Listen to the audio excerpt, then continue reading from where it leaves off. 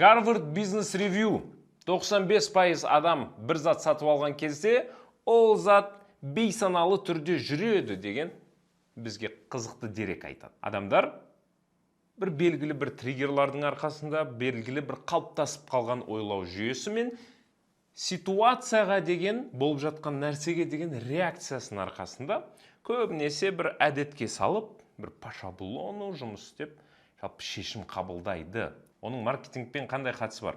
Маркетинг бұл психология. Маркетинг бұл контент түсіріп, сторис түсіріп, билеу емес. Маркетолог негізі осы бір дүниелерді зерттеу керек. Сенің жарнамаң, сенің жасап жатқан жұмысың адамда қандай эмоция тудырады, қалай әрекетке шақырады. Эмоция тудырса, міндетті түрде 20-30%-ға сатылымың көбірек болады, егер сен ол инструменттерді білсең. Сондықтан бүгін бізде пайдалы сабақ СМР деп аталады. Ситуация, мысли, эмоция, реакция. Жалпы бұл психологиядан келген осындай бір техника, бірақ маркетологтар ретінде біз бұны қолдана алғанымыз жөн. Төменде лайк, мощный мясо контент болады деген ойдамын. Каналға тіркеліңіздер, Байыпкет академиясынан сіздерге исходящий. Жалпы мен маркетингтен 10 жылмын, 2015-тен бері. Менің мышлением контент деп қалыптасқан. Мен бірінші очередь контент-мейкермін, контент жасаған түсіем, бірақ контент продажаға не всегда келеді. Біз маркетингта тереңдеген сайын, біз маркетинг агентство ашып, клиенттерді зерттеп, блогер Ақсұлтан емес, маркетолог Ақсұлтан болған кезде. Маркетолог Ақсұлтаннан, білмеймін, методолог, адамдарға осы технологияны беру дегенге кірген кезде біз бұл саланың жалпы тереңінде, адамның ойының ішінде, жалпы біздің күресу керек алаңымыз, поле битвы.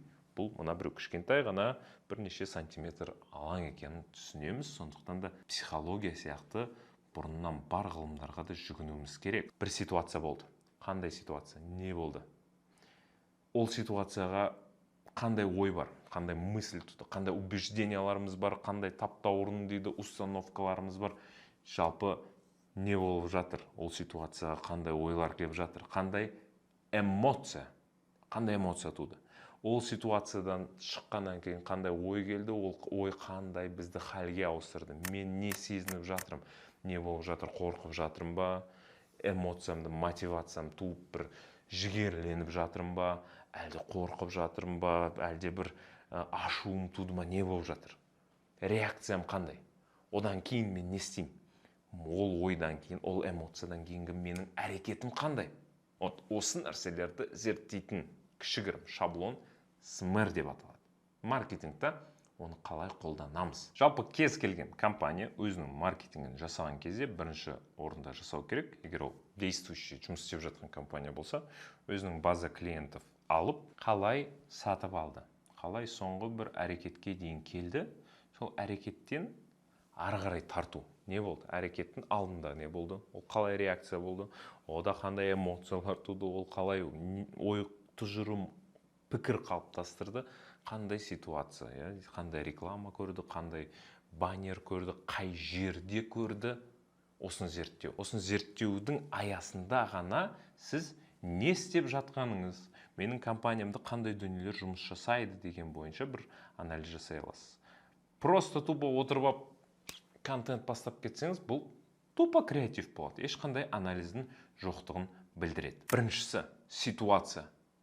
Сіз клиенттің ситуациясını өте жақсы түсіну керексіз. Кез келген нәрседе контекст деген дүние болады. Егер де мен энергиямның, мысалы үшін, көтерілгенін қаласам, мен кофе барып ішем. Кофенің контекстында. Бірақ егер де мен тренировка жасап жүрген жігіт болсам, мен су ішем. Газсыз, ештеңесіз. Егер де менің ішім ауырып жүрсе, мен боржоми ішем. Егер де мен, білмеймін, бокс мастер комбо острый жесем, мен донер жесем, міндетті түрде кола ішем деген сияқты. Бір продукттың өзінде әртүрлі контекст болады. Контекст деген бұл ситуация, қандай ситуация болып жатыр. Мысал үшін, білмеймін, күйеуіңнен ақша сұрайсың, ол саған ақша бермейді. Қай жерде болып жатыр ол ситуация? Қандай форматта болып жатыр, не болып жатыр? Осының барлығын түсіне білген кезде ғана сіздер жақсы контент жасай аласыздар, жақсы креатив түсіре аласыздар, жақсы сценарий. Адам өзін өзі көріп, мынау мен ғой деп, доверие. Мынау инфо-цыган ғой дейді көбісіне. Бірақ Байыпкеттің роликтеріне, мынау қалай шығарады осылар дейді. Неге? Себебі біз осы нәрселерге кіреміз максимально. Ситуациясы болды, қандай эмоция туды? күйеуі ақша бермей қойды. Не сезінді ол? Өзін өзі бір подавленный сезінді ма? Әлде не болды?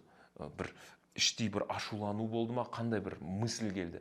Ой, сен бермесең берме, мен өзім тауып аламын деген ой келді ма? Әлде ой, елдің байлары береді деген. Білмеймін. Мысль, зерттеңіздер, қандай ой қалыптасады. Адамда бір ойлау жүйесі бар. Сіздің клиенттеріңізде бір белгілі бір ситуацияға қатысты инфо-цыган ғой деп ол ойласа, демек ода инфобизнесқа деген бір мысал үшін ойлары қалыптасқан, уже қалыптасу. Сіз білу керексіз қандай таптаурындарға, установкаларға қарсы сіздің контент маркетингіңіз жұмыс істеу керек. Сіз осыны біліп алып, қандай минный поляда жүріп келе жатсыз. Ертең бір не то контент жасап, сол мысльді қайтадан оятып жіберуіңіз мүмкін. Сондықтан да анализ жасаймыз, аудиториямызбен сөйлесеміз. Ол аудитория продуктқа сене ме, экспертқа сене ме, вообще индустрияға, темаға, нарыққа сене ме, өзіне сене ме, курсты алып, бірақ менің қолымнан келмейді ау деген бір ой тууы мүмкін. Осының барлығын не істеу керек, зерттеу керек. Эмоция, біз эмоцияны қалай тудырамыз? Упаковка арқылы ма, брендинг, дизайн, керемет визуал, түстер арқылы ма, не? Қалай довериясын тудырамыз? Эмоциялар негізінде шешімнің артында тұрған нәрсе. Ол қандай эмоция сезінді, сондай оның шешімі болады. Біз қандай эмоция тудырғымыз келеді? Ол мүмкін қорқады, ол темадан, білмеймін, там өзін қалай сезініп жатыр, вдохновленный, мотивированный бір нәрсеге энергиясы пайда болды ма? Ол бір нәрседен мүмкін үміт туғаны керек сізге. Мысалы, бағанағы пример. Ситуация, күйеуі ақша бермей қойды.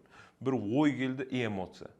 Оған мотивация керек мүмкін. Сенің де қолыңнан келеді деген бір сондай бір баннер көрсе, контент көрсе, бір отзыв көрсе, бір жерден бір қандай эмоция тудырғым келеді мен, бұл жасап жатқан әрекетімнен қандай эмоция тудырғым келеді мен беріп жатқан маркетинг стратегиямнан деген сұрақ, бұл дұрыс сұрақ. Егер сіздер бұл затқа анализ жасамасаңыздар, сіз холостую атып атқан маркетинг жасап жатсыз деген сөз. Реакция. Не істеу керек соңында?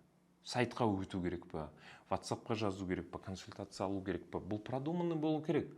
Мысалы үшін баласын емізіп отырған әйел отзыв көрді. Сен де осындай боласың, бұл ақша тапты, сен де таптың. Мысалы айтып жатырмын да, просто пример, енді инфобизнес күнделікті көріп жүргеннен кейін болғаннан кейін, бұл осындай пример. Қалай жұмыс жасайды? Оның артындағы анатомиясы қандай деген сұраққа сіздерге жауап. Енді маркетолог ойланады, то есть, хорошо, эмоция, қандай эмоция тудырам? Базаң болмаса да, технический навыгың болмаса да, оны үйреніп алуға болады деген нәрсе адамда белгілі бір үміт тудыру мүмкін. То есть, әрбір сөз ол жаңағы мысльға, ол жаңағы эмоцияға, ол жаңағы реакцияға жұмыс жасайды.